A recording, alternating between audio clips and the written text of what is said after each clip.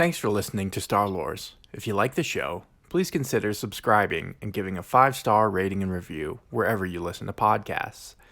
You can also help us make more great content by becoming a patron at www.patreon.com. We would also love to hear from you on social media. You can follow Star Lores on Facebook, Instagram, and Twitter. Enjoy the show, and may the Force be with you. You are listening to the Star Lores podcast. I find your lack of faith disturbing. Are you stuck-up, half-witted, scruffy-looking nerf herder? But I was going into Toshi Station to pick up some power converters.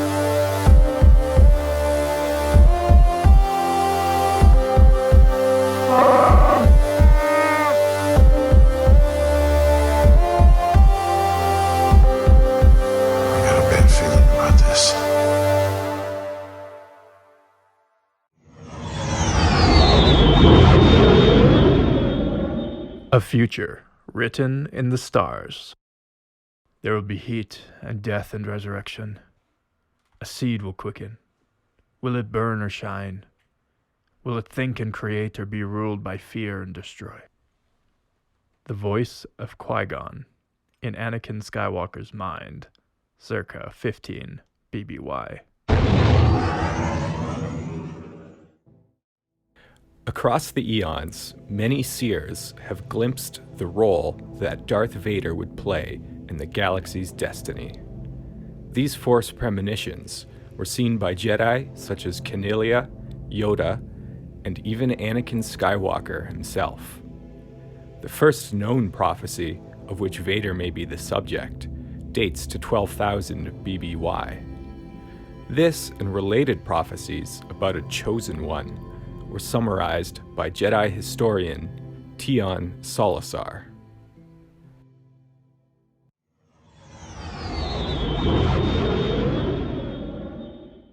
A Jedi will come to destroy the Sith and bring balance to the Force.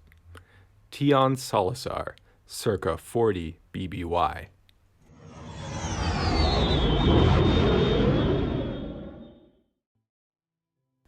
The Sith held their own prophecy of a chosen one, the Sith Ari, who would free themselves of all restrictions and eventually destroy the Order. The destruction would ultimately make them stronger than ever, according to this interpretation. Though many Dark Lords of the Sith believed themselves to be the Sith Ari, Darth Vader probably fits the prophecy best. Another dark side faction, not affiliated with the Order of Sith Lords, the Hindsnake cult, had their own prophecy about a warrior in black armor who would throw the galaxy into chaos. They believed this warrior was Darth Vader.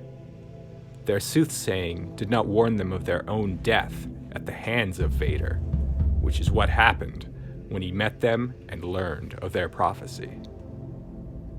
As a result of his interactions with the cult, Vader had prophetic visions of his own.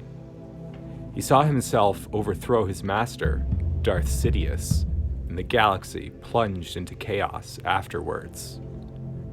Parts of the vision, like Palpatine using Force lightning on Vader, only for Vader to eventually defeat his former master, did come true. Whether this was a true vision of a possible future facilitated by the Force, or simply a fantasy of Vader's that was likely to be realized, depends on one's point of view, as an analysis of his psychology will reveal. Likewise, the Sith Ari prophecy only partly came true, as Vader's tenure as Dark Lord of the Sith was momentary at best. After killing his master Sidious, he relinquished his title, further complicating attempts to conceptualize Vader as the Sith Ari. Vader was defeated in a duel by his son before killing Darth Sidious. Luke Skywalker did not immediately replace Vader as a Sith Lord. and the Order entered a period of dormancy, having no more living members, and its future incarnations would not attain the level of power reached by Vader and Palpatine.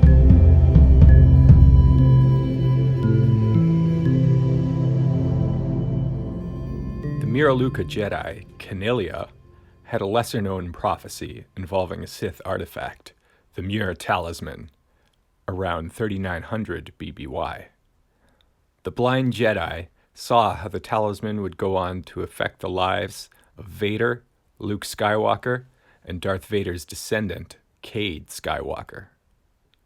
Another Jedi, Sha Kun, also had a vision of Vader's redemption and of the Jedi Order's recreation.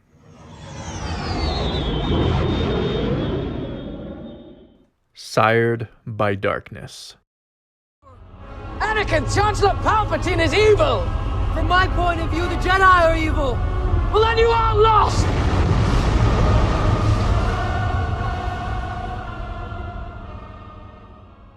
Darth Vader was conceived in 19 BBY, when the former Jedi Knight Anakin Skywalker assumed the infamous nom de guerre at the behest of Darth Sidious. By this time, Sidious had been slowly manipulating Skywalker for years, grooming the vulnerable young man in the fashion of a child predator since time immemorial to fulfill his own twisted desires. Darth Vader was not born as a universal symbol of fear the galaxy knew him as until later that year. On Mustafar, at the conclusion of the Clone Wars, Vader had a vicious duel with his former master, Obi-Wan Kenobi. In this battle, Kenobi sliced off both of Anakin's legs at the knees, then severed his left arm with one expert lightsaber stroke. Kenobi left him for dead on the shore of a river of molten lava, the proximity to which caused massive burns over much of the surface of Anakin's body.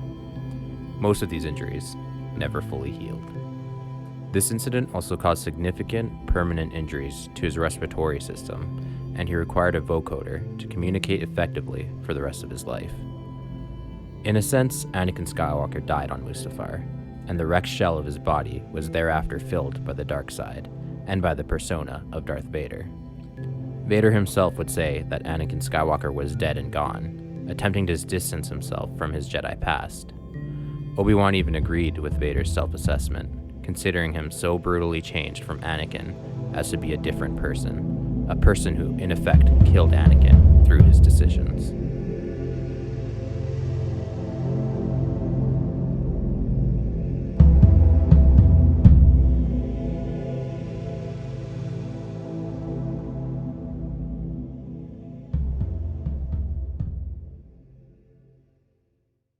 Born of Fire.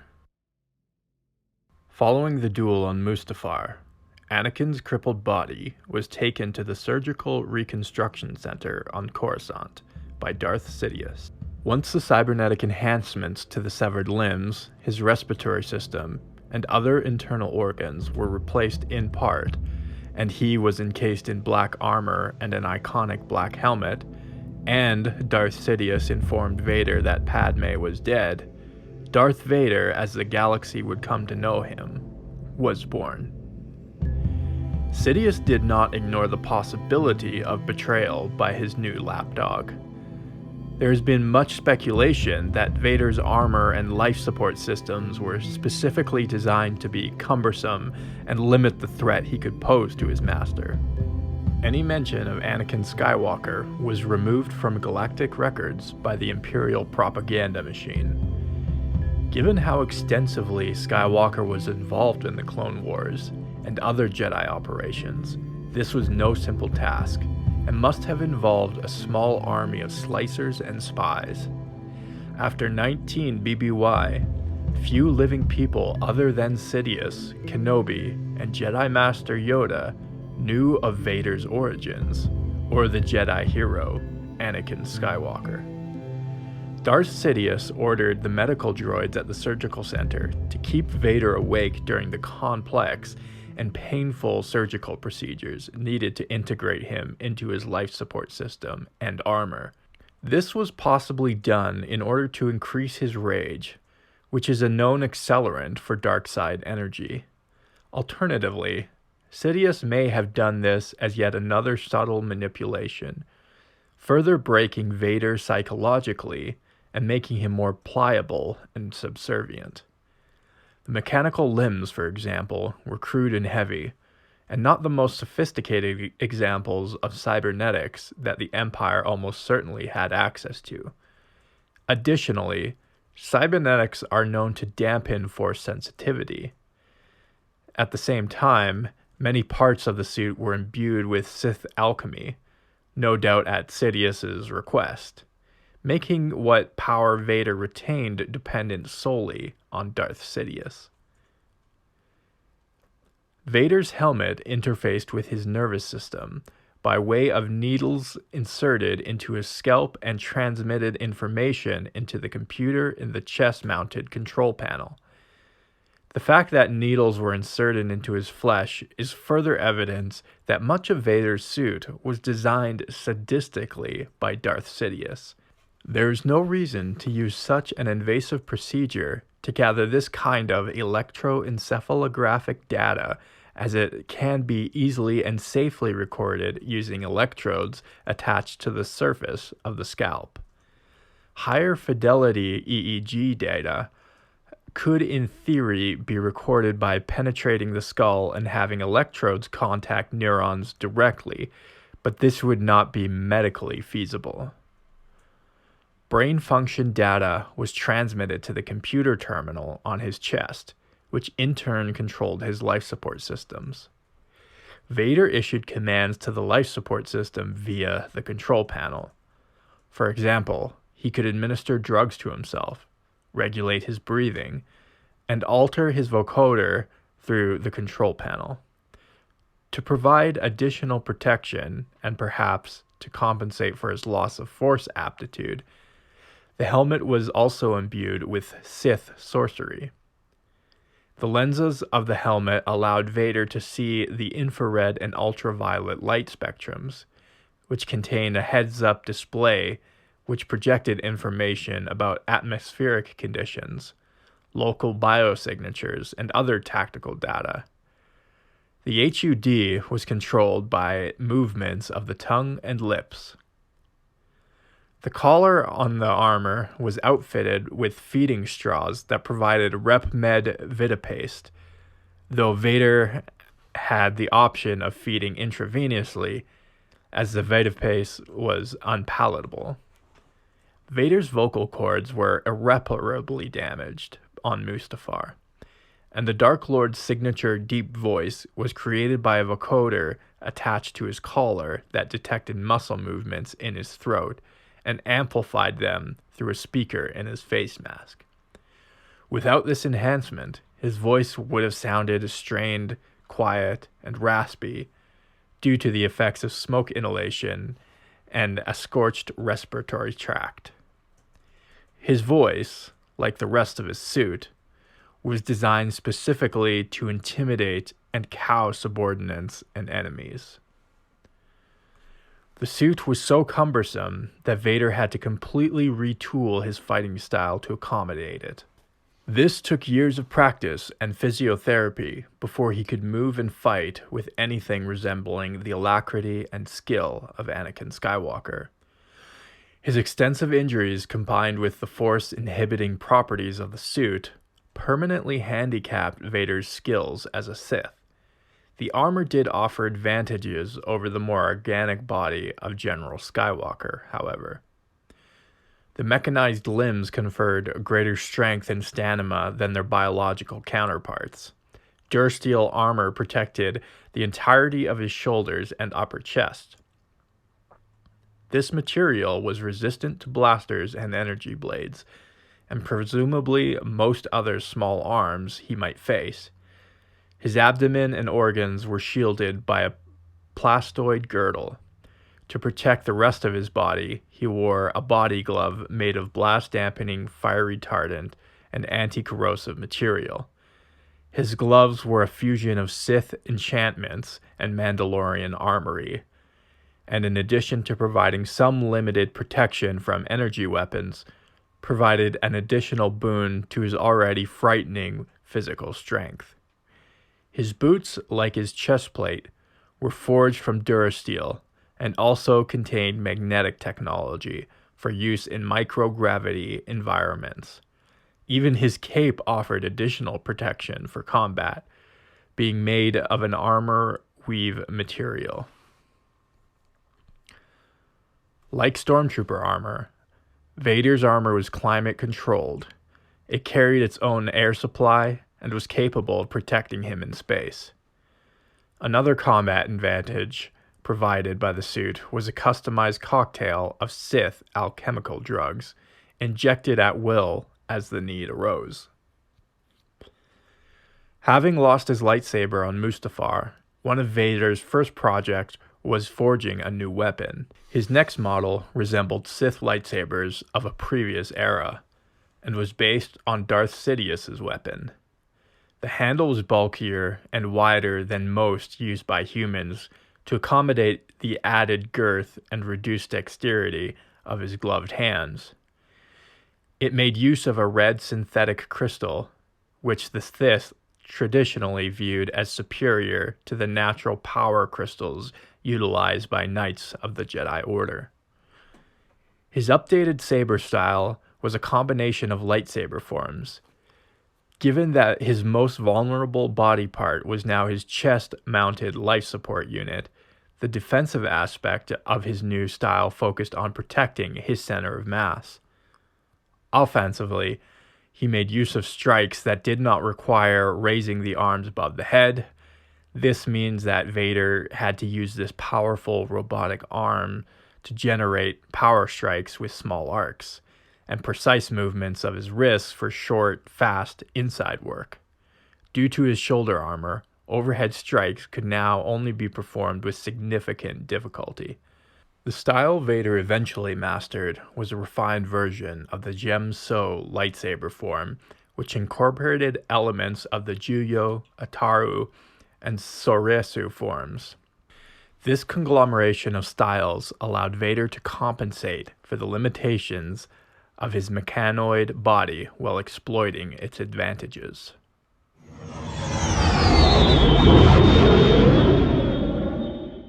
The seed burns.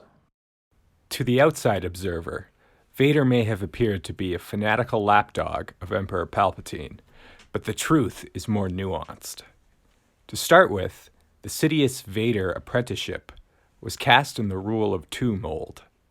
In this Sith philosophy, there can only be two Dark Lords, with the apprentice killing the master before taking on an apprentice of his own, or else the master does the same to the upstart. Anakin Skywalker had intended to betray Darth Sidious from the beginning of their master-apprentice relationship, and as soon as he learned the secret of controlling life in order to save his wife, Padme Amidala. The Nubian queen was in the months prior to these events the subject of forced premonitions on the part of Anakin, and he believed that the only way to save her was by learning Sidious's dark secrets. This belief was part of the future Emperor's plan all along. The reason the Jedi Order prohibited attachments was to avoid the kind of temptation that Anakin was so weak to resist. Familial attachment motivated Vader's ultimate betrayal of Darth Sidious, as it also motivated his initial betrayal of the Jedi. It goes without saying that the catastrophic duel with Kenobi and Padme's death waylaid Vader's treacherous plans with respect to his new master.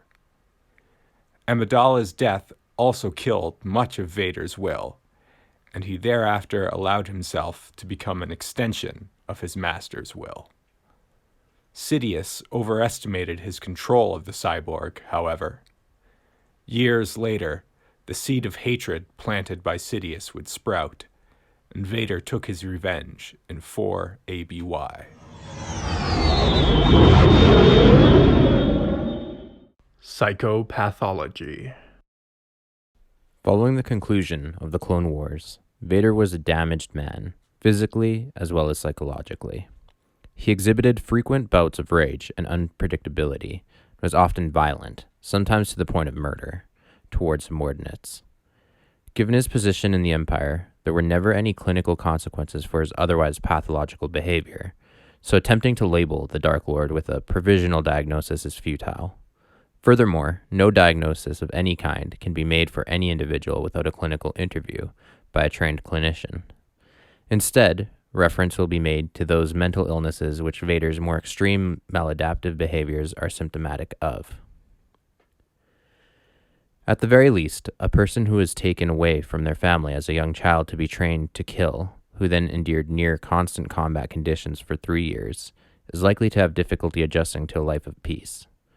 Anakin's first major trauma was separation from his mother at the age of 7, which was shortly compounded by the loss of his first father figure, Qui-Gon Jinn. At around the time he lost his master Jinn, Anakin was also inadvertently caught in and then fought in the battle for Naboo. These traumas, combined with nearly being killed by his only living father figure, Obi-Wan, and his perceived murder of his own wife, are a recipe for psychological disaster. Vader's case becomes more acute when one accounts for whatever destabilizing effects the dark side of the Force might have on a person's psyche, the possible addiction to various Sith drugs, and the severe chronic pain he likely dealt with as a consequence of his duel on Mustafar. The capricious violence he subjected to those around him is similar to a core feature of intermittent explosive disorder. Quote, recurrent behavioral outbursts representing a failure to control aggressive impulses, end quote.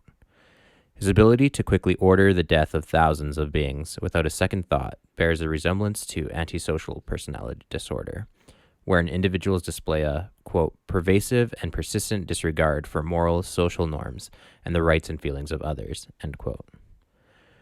Vader had intense, recurring dreams of an alternate life, where Anakin chose differently and Padme lived, along with their child, whom Vader believed died at birth.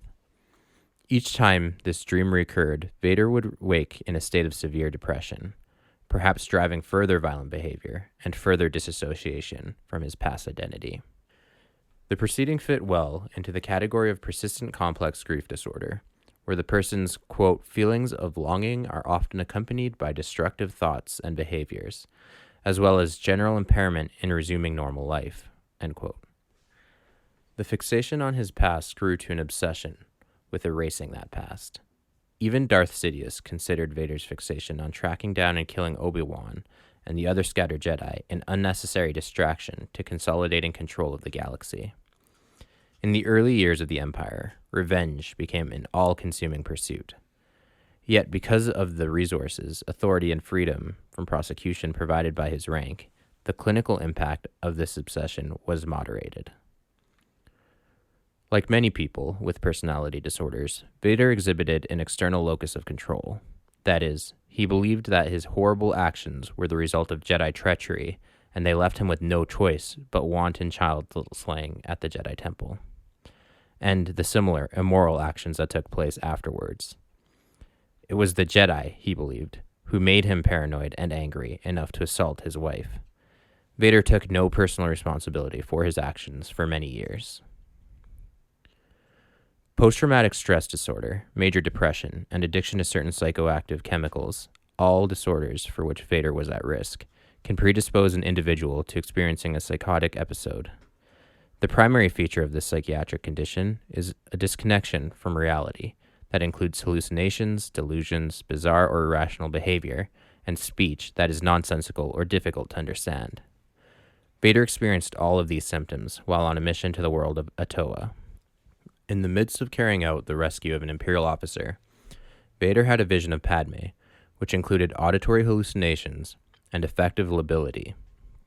Since the late Queen of Naboo was not known to be a Force sensitive, it is unlikely that this was a vision induced by the Force. Furthermore, seeing a past loved one is a very common experience for those going through the grief process, sometimes for years following the death. It is unlikely that Vader ever grieved in a healthy way for his loss, given his wholesale denial of his identity as Anakin Skywalker. After the hallucination, Vader embarked on a desperate and violent search for his wife, who he irrationally believed was somewhere on Atoa. This was a clear-cut delusion, as he was the one who killed her, and there was no logical reason why Padme would be on Atoa. He screamed and rambled to enemy combatants and comrades in arms alike, believing they were hiding Padme's whereabouts, demonstrating paranoia, another common feature of psychosis. No longer seeing a distinction between friend or foe, Vader killed both Imperials and Rebels in his mad, futile quest. The episode culminated in a suicide attempt when Vader used the Force to collapse an entire cathedral on himself. Suicide and self-harm are tragically common outcomes of psychotic episodes. After the Atoan incident, Vader no longer experienced symptoms of psychosis, although his antisocial and violent behaviors continued until his death. He continued to show no empathy towards other beings and remained cruel and malicious in the execution of his duties for the Empire. Psychotic disorders rarely improve without medication, and it is possible that adjustments were made to Vader's regimen of Sith alchemical drugs to prevent recurrences of this condition. It should be noted that it is theoretically possible for a person to experience a single psychotic episode, receive no treatment, yet experience no further episodes in their lifetime. As for the symptoms of the personality disorders, those are notoriously difficult to medicate, and it could be that they are features of dark side users as much as they are of individuals with specific mental illnesses. A reign of fear and destruction. I've been waiting for you, Obi-Wan. We meet again at last. The circle is now complete. When I left you, I was but the learner. Now I am the master. Only a master of evil, Darth.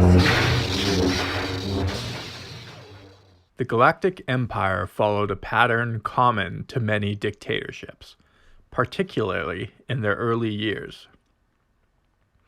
Just prior to the creation of the Galactic Empire, Darth Sidious initiated Order 66, wherein clone troopers all across the Grand Army of the Republic assassinated their Jedi commanders. Anakin Skywalker played a significant role purging the Jedi from the Republic, spearheading the assault on the Jedi Temple in Coruscant, personally killing younglings, Padawans, and prominent knights like Battlemaster Sin Dralig.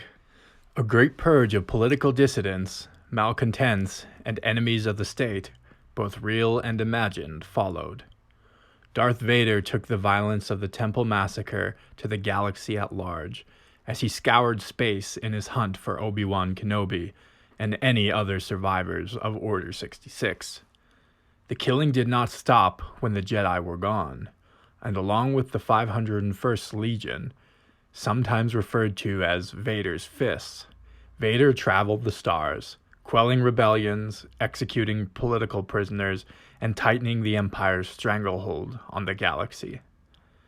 Notable executions carried out by Vader are legion. They include the massacre at Kessel, where a cabal of Jedi lured Vader into a trap. Despite being outnumbered and ambushed, Vader killed Sia Lan Wez, Dama Montalvo, Kofi Arana, Maxishalas, Potkin, Arana, and Suichoi during the course of the melee.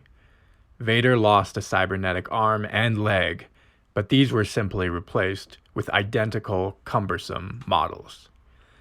Other notable Jedi slayings include Sayadam Forte, Iwo Kolka, and Shaq Hun. You'll speak to the Emperor about...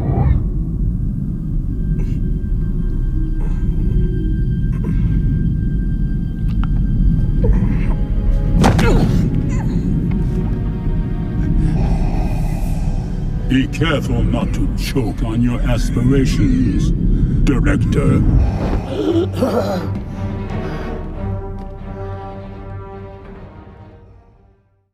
Not even Imperials were safe from Vader's wrath, and he frequently assaulted and killed officers for perceived incompetence or disloyalty.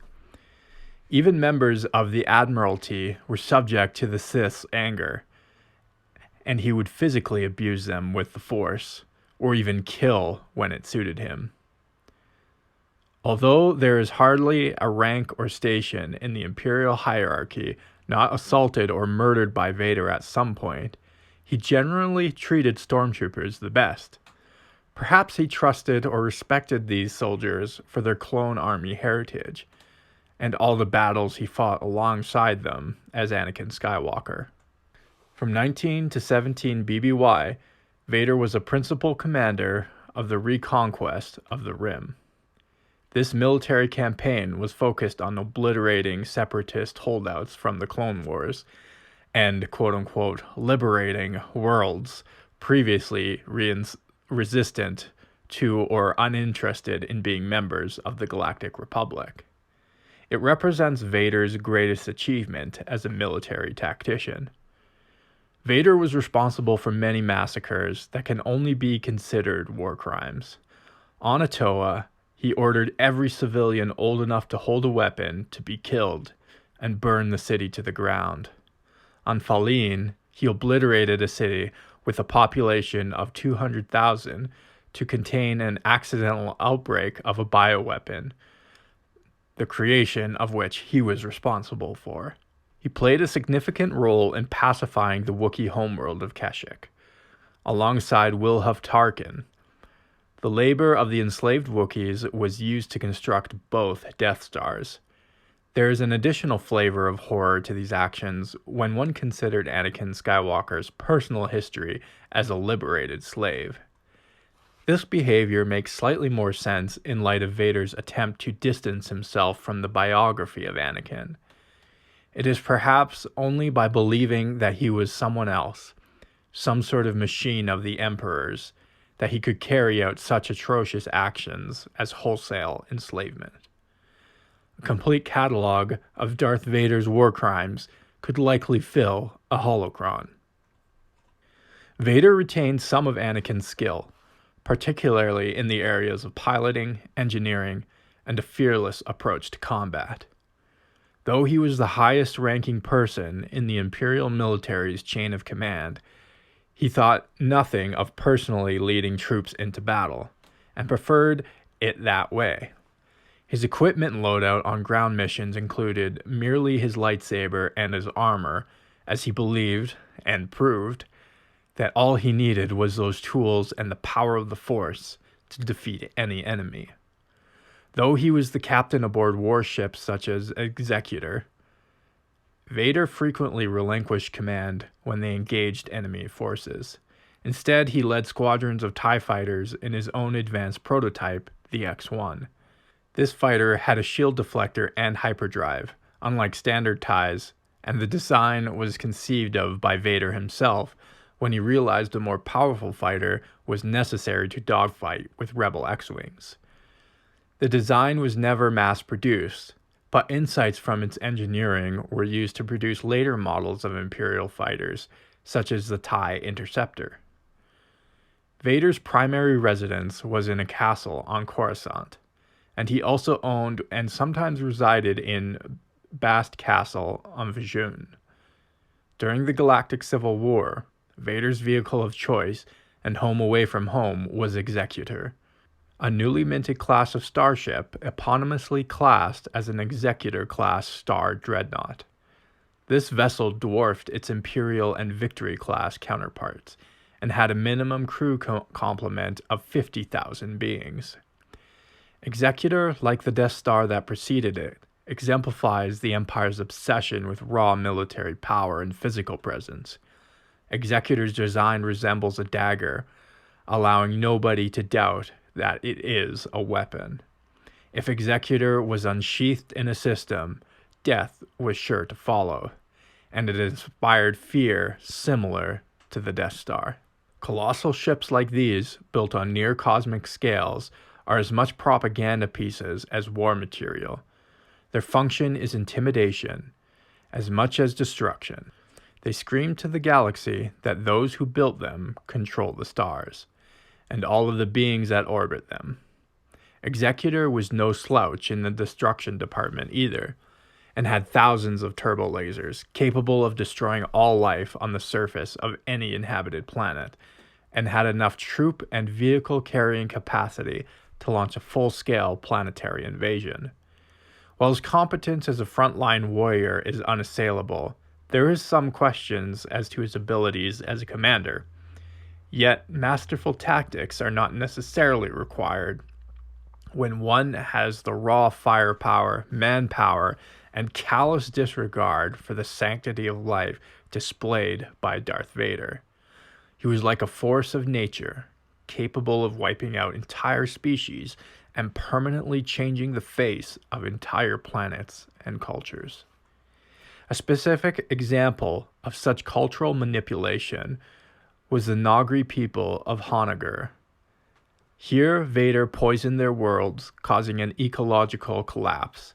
He then blamed the collapse on the rebels and promised to restore their world as well as help bring them vengeance. The Nagri thereafter swore fealty to Vader and served the Empire as assassins until 9 ABY. It is hard to reconcile Vader's consistent failure to capture his son across many confrontations, given his previous success in Jedi hunting. Certainly Skywalker was formidable, but until their duel on the second Death Star, all evidence points to Vader being the superior warrior. As Supreme Commander of the Empire's military, Vader had practically unlimited resources to pursue his quarry. When he discovered Prince Xizor's plot to kill Skywalker, the Supreme Commander focused on destroying Xizor and his Black Sun Navy rather than pursuing the Jedi. In light of Vader's recurring dreams of being reunited with Padme and his child, it is possible that he in fact allowed Skywalker to elude him. Some small part of his humanity was still shining beneath all the Durasteel, wires, and Sith magic, wishing for a healing of his fractured family.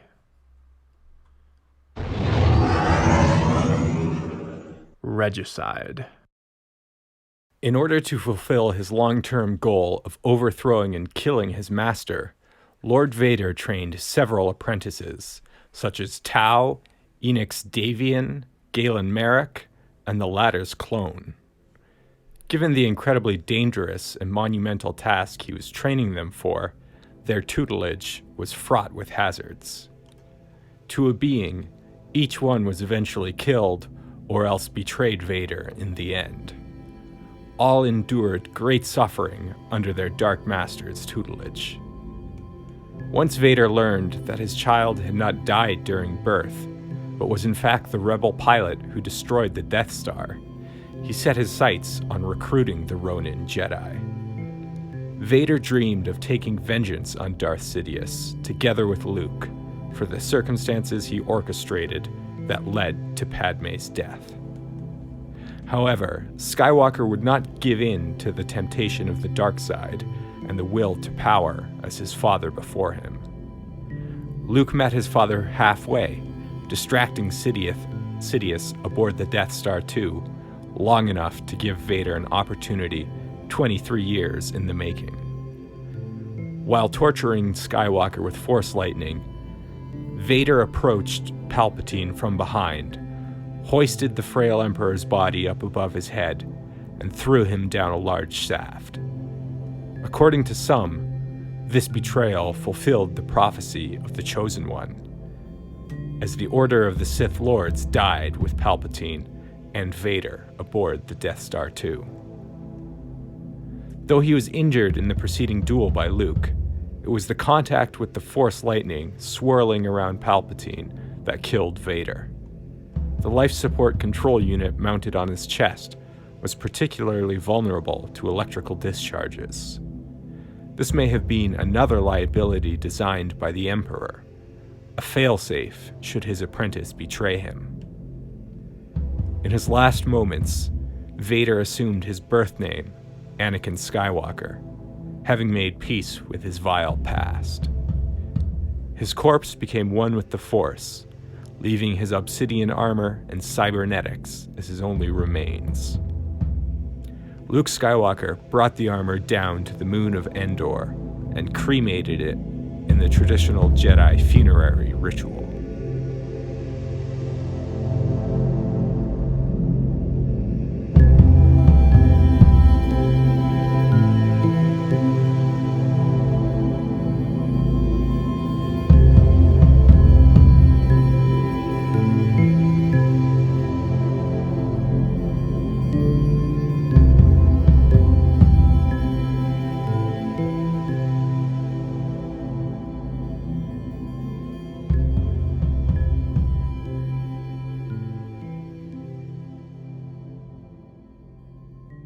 And now, a word from our sponsors. RepMed Vita Paste. Good enough for a Dark Lord of the Sith, good enough for you. Now with reconfigured flavor molecules and intravenous feeding options. Contact your local food distributor to find out more. Visit RepMed on the HoloNet for monthly VitaPaste subscription options. Nutrition and vitamins made easy. RepMed VitaPaste.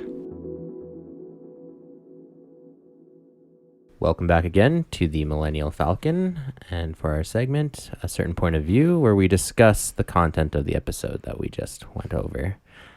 Joining me in the cockpit is Jordan, as always. Howdy. And Sam.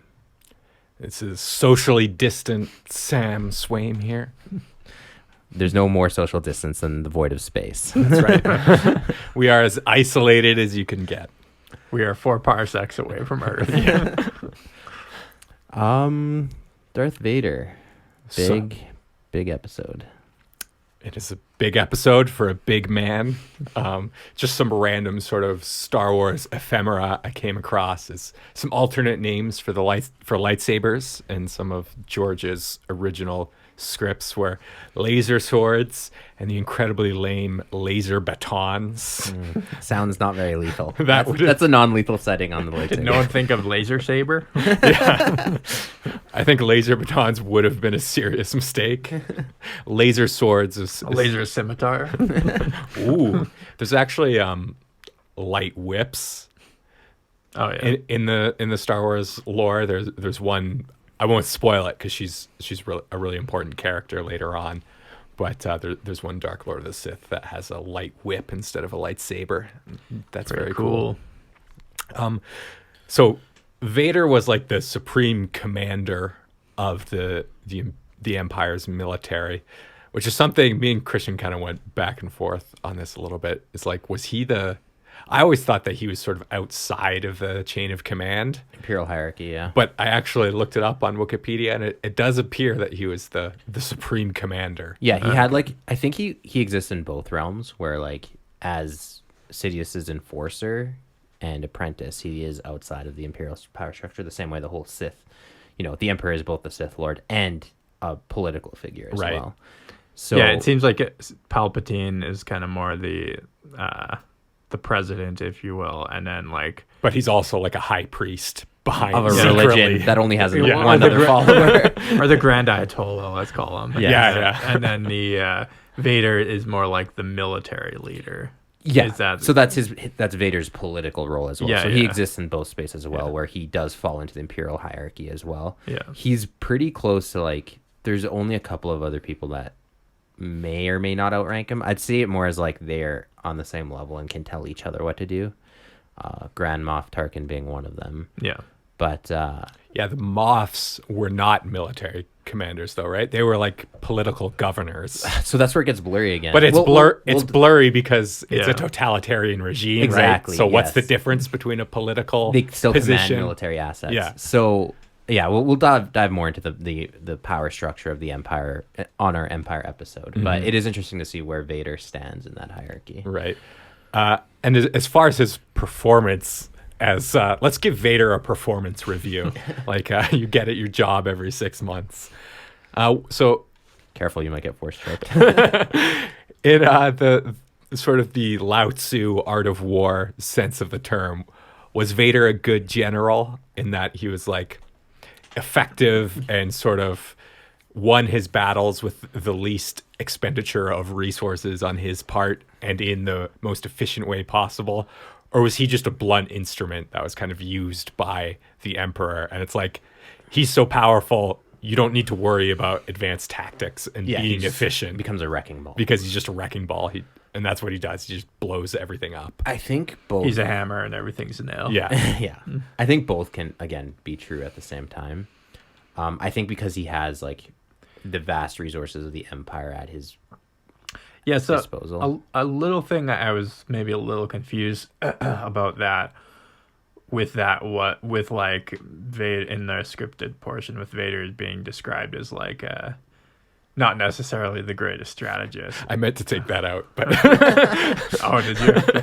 Well, I was just gonna say, like, he did. It wasn't in the Clone Wars. Wasn't he like a military strategist and like instrumental in all that? I'm glad you brought that up. Okay, because I try to build the case, and Vader builds the case for himself that he is not Anakin Skywalker. Sure. Right. So when we're giving Vader his performance review, we can't take the Clone Wars into account because that was a different person. That was a different identity. Yeah. I don't know. I feel like he would still like his experience, like his experiences don't just disappear because he chooses not he's to. A different persona. And here's points in favor of that is there was the reconquest of the Rim. That was sort of the Empire cementing their hold over the galaxy immediately after the Clone Wars. And he was the supreme commander of that expedition. And that was pretty successful.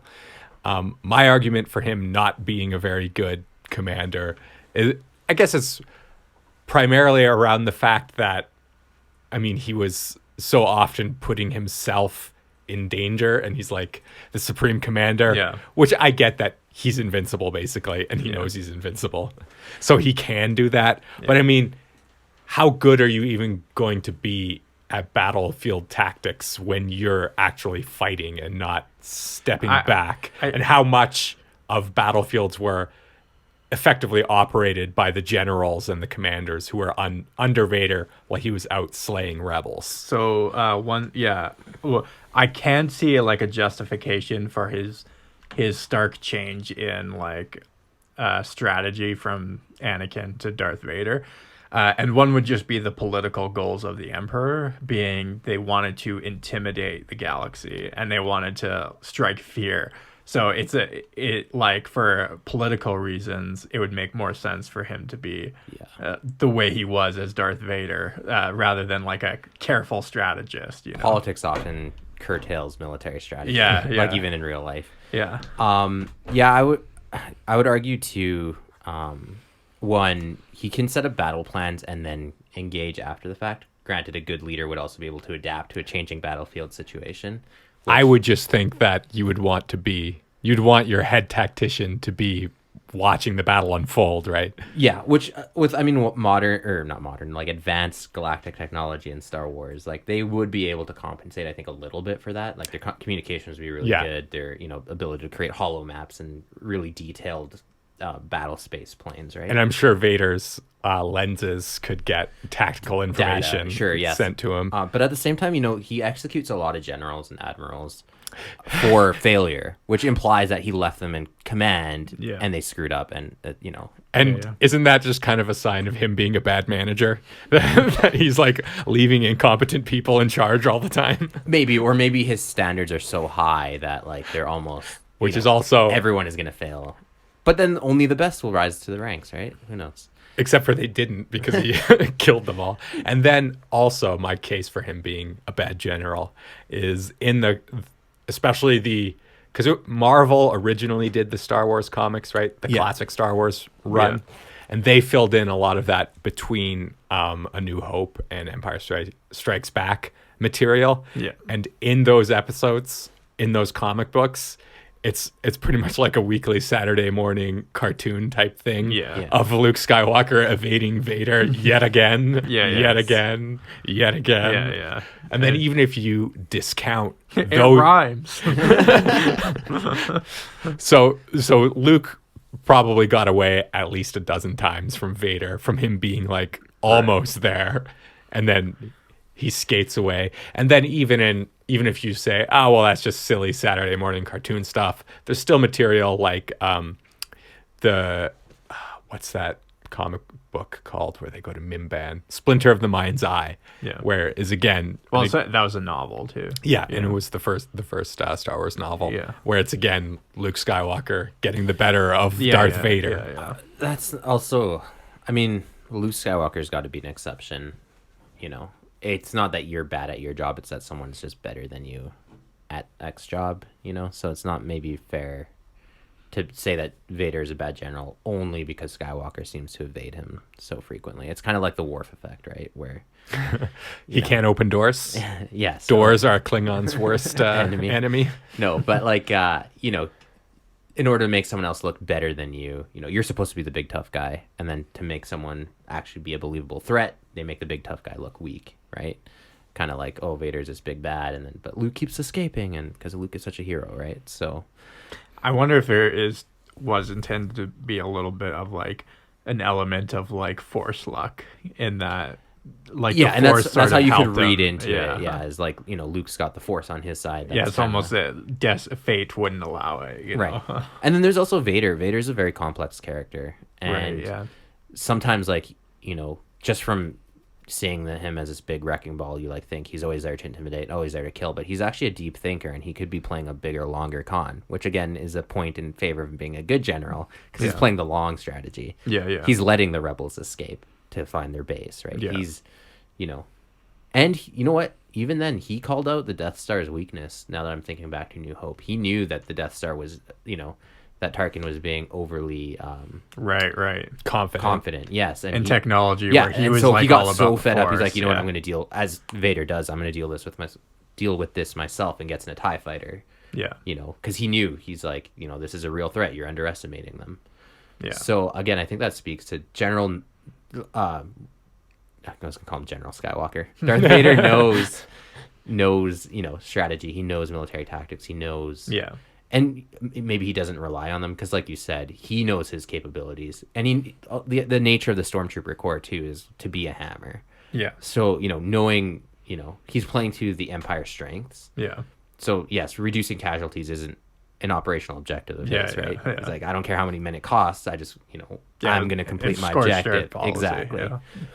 So I don't know if it's fair to say he's a bad general, but yeah, that's my stance. From a certain point of view. Yes. Yeah, that would be it. Like if it's efficiency and and that's why it's a trade-off. It's a trade-off. Right? That's why I couched it in the Lao Tzu sense of being a good general, where he sets out the terms of a good general doesn't fight, right?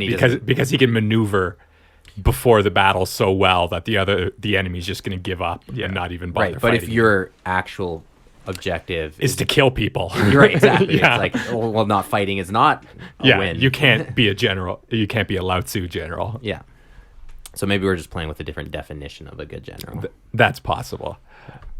Since you brought up stormtroopers, what do you think about? And we had a little bit of a debate, and maybe some of our viewers can enlighten us.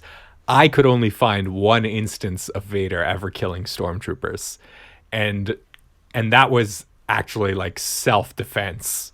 The stormtroopers were trying to kill him, and that's why he killed them. What say you, Christian?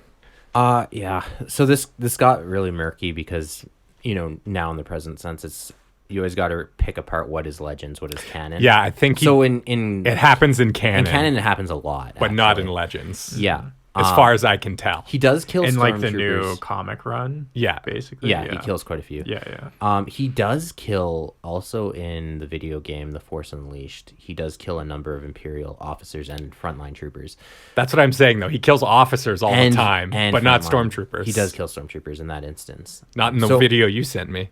Okay, it happens off screen, but it's heavily implied that he kills everyone. Okay, it happens off screen. Sure. It's implied. So I think that comes from, and that's the thing too, like you were saying, like Vader trying to divorce his identity from Anakin, but not being fully able to sever that. Yeah, because of course you can't, because that's ridiculous. Yeah. That's part of his life, right? Like Anakin and the part of his life we're referring to is the fact that stormtroopers are an evolution of clone troopers. Yes, right, which General Skywalker was in the S with.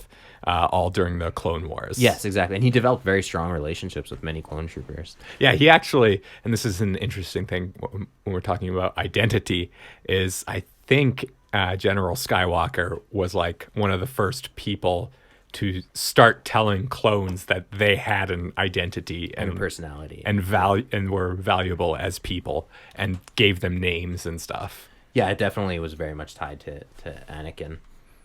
So in that, like, there is definitely a form of respect that carries over even with his persona as Darth Vader.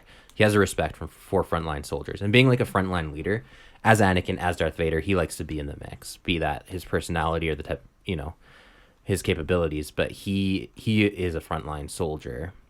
And I see Vader actually very much like a veteran. Like Yeah, of course. He is a veteran. Yeah. Yes, he knows what it's like to be on the front lines. Yeah. He knows what misery looks like. He knows, and he suffers. He suffered, everything from loss of his own limbs in combat to really horrific psychological injuries as well.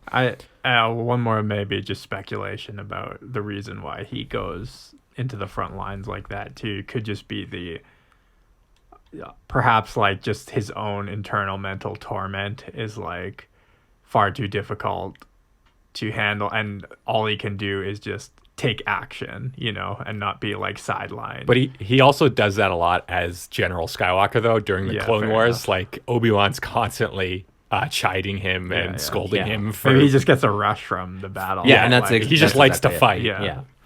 And that speaks to him as a person, right? Yeah. Not so much as... a grand strategist or anything. Yeah, I mean, he started pod racing when he's 7. The guy's like an adrenaline junkie. Yeah. He's addicted. That's true. But anyways, kind of back to the whole relationship with stormtroopers. I think he doesn't like to kill stormtroopers necessarily because of that kind of historical respect between them. And I think that also changes too between stormtroopers and clone troopers, where there is a distinction, but there is also a period of overlap, especially with the 501st Legion. The fact that he adopts a personal legion too, I think, speaks to his relationship with the stormtrooper corps. The 501st are Vader's fist, right? Yeah. He hand selects a group who were largely still clone troopers even into the Empire era. Yeah. So I think out of that history and respect, he still has that relationship with frontline soldiers. But by the same token, he's also not unwilling to kill his own men, or the situation will dictate to him what he does with his own soldiers, right? Yeah. If in the sense of the Force Unleashed, he kills all the witnesses because he saw an opportunity in this new potential apprentice, right? So that his personal gain trumped the well-being of the soldiers under him. That's another thing I want to bring up in Vader's performance review is how many of his apprentices died. He tried to take on like half a dozen apprentices and none of them worked out. So bad job, Vader. Maybe.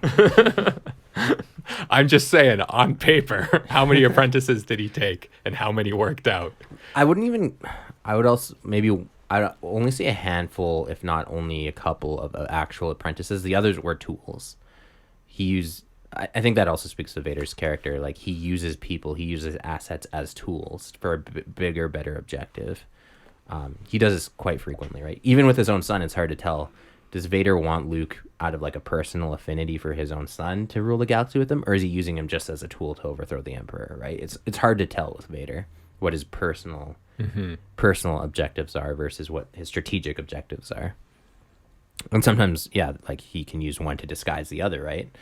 So, and I think that adds depth to the character. I love Darth Vader. Darth Vader is honestly like one of my favorite characters in Star Wars, and is constantly cited as one of like the best villains in like top 10 or top 100 lists of fiction. Culture. Yeah. So he's a very interesting character from like any angle you try to cut him. Yeah, he is definitely. Yeah. So the duel on the first Death Star did if you watch the movie A New Hope, to me it does not look like Vader's lightsaber contacted Obi-Wan at all before he dematerialized. So I contend that Obi-Wan used the Force to dematerialize before getting hit, and he did not get killed and then dematerialize. This sounds like a who shot first situation. Very much a who shot first situation. I know, but I think Sam's the only person on the planet that thinks what he thinks. But tell me I what you think. actually never thought of that. If you watch it, it is odd that he sort of like almost gives up and like kneels. Yeah, he closes his eyes. Yeah. And takes his lightsaber away from a fighting position. Yeah. So, but I don't think that's implied. Yeah, so this came up because Sam and I were fighting in the script about what happened in that instance. So my contention is that every other Jedi dies before they dematerialize. So that would be the first and only instance of that happening for Obi-Wan. Second, I think it's a limitation of the time that was filmed, that they didn't, when and where, you'd have to do frame by frame literally to see how deep the lightsaber penetrates to actually determine like cause of death. It doesn't penetrate at all. I think it does. I think no, it doesn't. Again, I'm going to say it's limitation of technology at the time, because even Obi-Wan himself says, if you strike me down, I will be more powerful. Like, why doesn't Obi-Wan just dematerialize anyways? That's a good question. That'd be more scary if he just like was facing Vader down and then all of a sudden just vanished, right?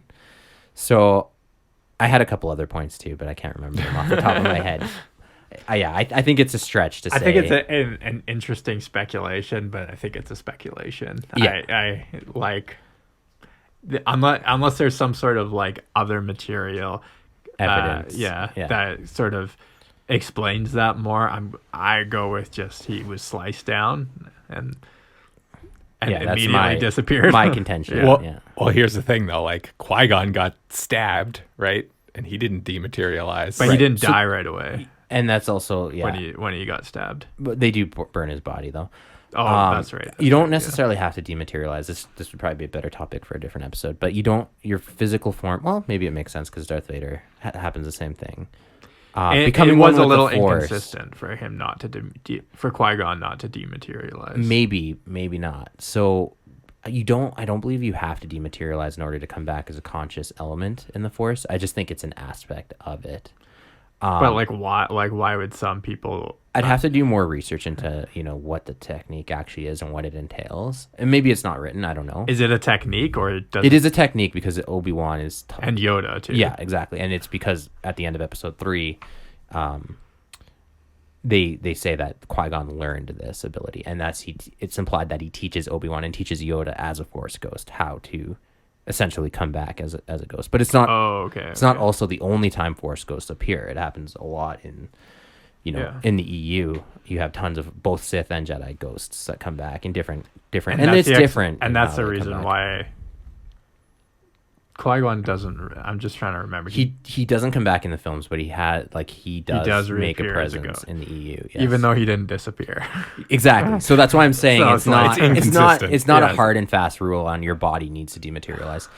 I also believe that or it could just be a plot hole, like a very minor plot hole. I don't believe. Well, probably in how it happened, but Star Wars is great about filling plot holes at the EU. So again, and same thing and kind of bringing it back to Darth Vader. I believe it said that Darth Vader's physical form disappears after he dies. Yeah, it does. And what you see at the end is Luke is only torching his cybernetic armor and body, right? Yeah. Not because obviously his arms and limbs were also cybernetic. They wouldn't disappear with Anakin. It'd just be his torso and head. Yeah. But very creepy. Yeah.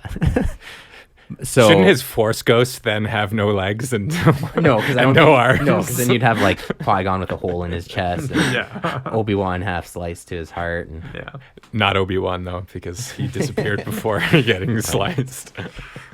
Yeah, so I think that's his robe isn't even singed. I think it folds itself over so you don't see the scorch mark. So when Vader kills Palpatine, was that? How much of that was like defending his son, or just taking an opportunity to like fulfill his vengeance? So that again, because Vader is so complicated and without knowing exactly what he's thinking in that moment. Little column A, little column B. So my problem with taking revenge is that that whole scene is portrayed as Vader coming back to the light. Right. That's Vader's redemption, right? Yeah, I've always seen it as saving his son. Yeah, personally. And so revenge is very much a Sith attribute. Yeah. It's not something a Jedi would do. And so is attachment, yes. Which is the whole reason he did it, is because he was attached to his son. That is true. Not a Jedi ideal. More plot holes. No, stop it. The plot hole is that the Jedi Council was wrong. Anakin was actually right. Yeah. So anyways, in that instance, I see it less as revenge and more as redemption, in the sense of like, okay, he's an immediate threat to my son. Yeah. And so he's trying to save, knowing that his son is the only Jedi left, or at least the legacy of the Jedi is going to now be alive in Luke. that's him saving that and being turned to the light in that moment. Because if it's an act of anger and revenge and hate, that seems less redemptive of Vader and more just Vader acting as Vader would. That motivation, however, is a little bit sullied in the fact that in the EU material, he has been planning on taking out Palpatine for literally since the beginning. That's my point too. Yeah. Yes. So, and all of the apprentices he took were towards that end of him training somebody to help him take down Palpatine. Which is also interesting too, and speaks to the complexity of Sith ideology, is that Anakin or Vader might think he's acting like out of revenge, but it's also very much a Sith thing to do, is to kill your master and then consolidate power. Yeah. So it's funny how even in trying to win, he still kind of loses and becomes more Sith than he realizes. That was kind of a side note. That being said, I like the idea that Vader's always trying to kill Palpatine, and there's that kind of dynamic of like, yeah, everyone sees him as some slave and some servant, but really he's a complex thinker, and he's plotting, and he's like waiting for the right time to strike. It's a very long con. Yeah. And I think though, with him returning to the light side, it's just an overlap of objectives. Right. So it's just circumstantial that killing Palpatine in that moment is also in line with his former objective as well. But there's also evidence. Yeah, it is making me doubt everything you knew. Did he actually go to the light side though, or was he? I think in one of our first episodes, this is the point I made, is that it was ultimately a dark side act. Yeah, because even like in the battle on Cloud City, right? Like he didn't want to kill Luke. Like he just wanted Luke to join him, right? And he still sort of had this affinity for Luke, knowing that it was his son, and this attachment to Luke, right? Or was it attachment, or was it a strategic move to have someone powerful in the Force help him take down the Emperor? Who knows? That's what he told Luke, but is that what he really believed? Yeah, but no, but I'm saying whatever the case may be, like, did he? I'll have to watch questioning everyone. I'll have to read the specific lines he said, like when I'm he in died. your head. Like when Vader actually died, like what exactly were the words that he said? So Vader, he did redeem himself because he thanks Luke, and he also comes back as a Force ghost, standing beside Yoda and Obi-Wan. So I think that's true, not disputed of whether or not he did redeem himself. There's a whole thing about, as a plot element, redemption and death. They do this again with the canon things with Kylo dying, and somehow that absolves someone of all the sins of their past. Right. At least to an audience, right? Yeah. I don't think that necessarily has to be the case. Yeah, especially as we detailed in this episode. Vader has quite a bit to answer has for. A lot of blood on his hands. Quite a bit. That's like Hitler doing like an about face right before his death.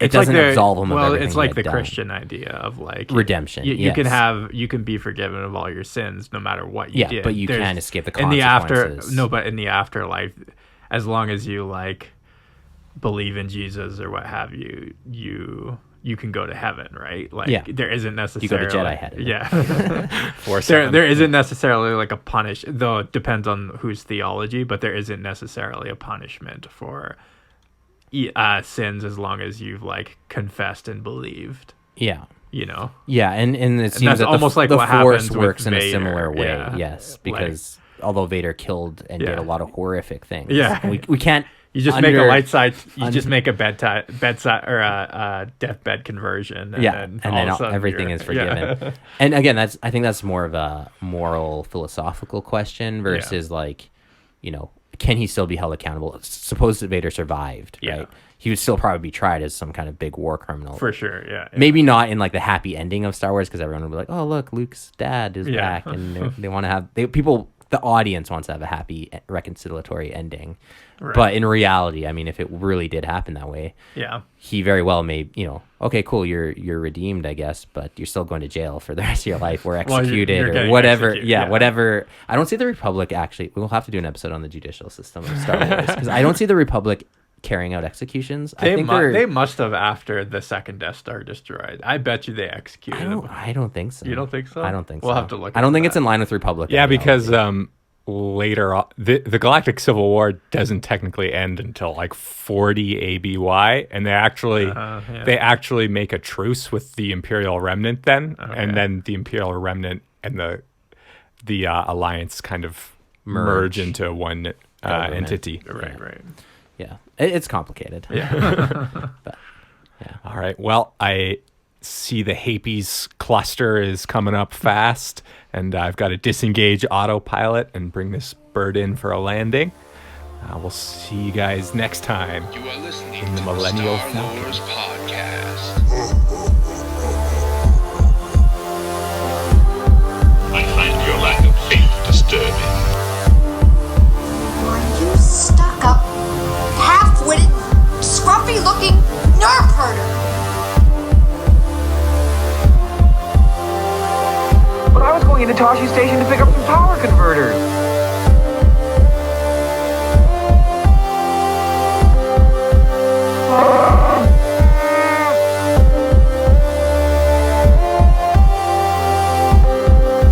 I got a bad feeling about this.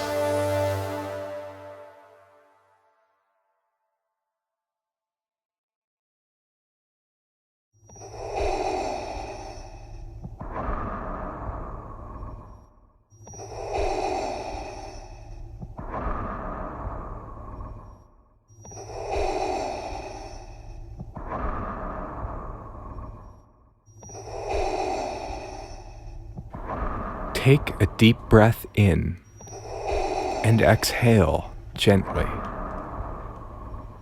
Just become aware of the speed of your breathing.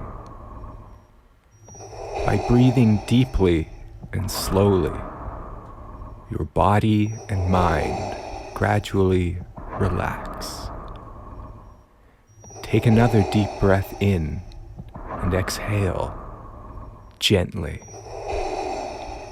A red transmuting laser of light penetrates the crown of your head.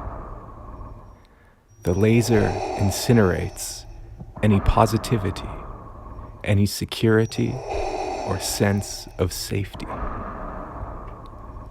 The laser transmutes any remnants of a unified force, leaving behind only darkness.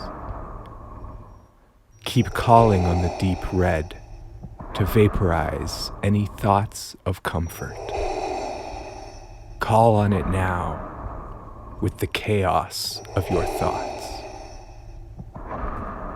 Fear manifests as phobias, neuroses, violence, and terror. See this red light focusing your fears and returning them to dark side energy. In moments, the fear will fill all imaginable space in your twisted body.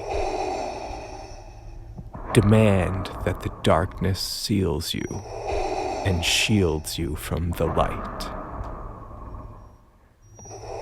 If you are not feeling as though you are moments from death, visualize the light-based force drowning beneath the waves of your opaque darkness.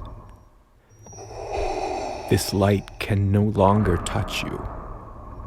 No warmth can caress your skin. Demand that the darkness takes away any energy that is meant for your highest good. That path lies many light years behind you, buried beneath mountains of corpses. Invoke the darkness. Make it remove the light permanently from you.